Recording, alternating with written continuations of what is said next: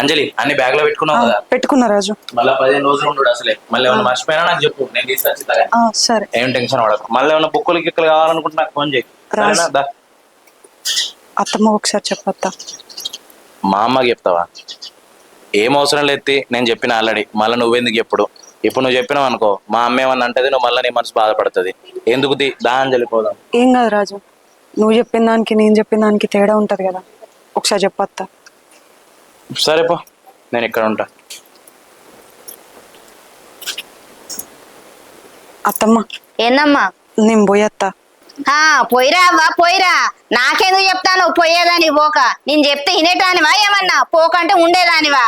అంత మీరే నడుతాంది, రామరాజ్యం అయిపోయింది ఇంట్లో. నా కొడుకు చెప్తే తింటాడా, నువ్వు చెప్తే తింటావా?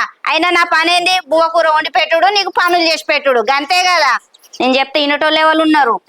ఏడికన్నా పో, ఏనన్నా కలవాడు. నాకెందుకు చెప్తాను? పోతానత్తమ్మా అని చెప్తాంది.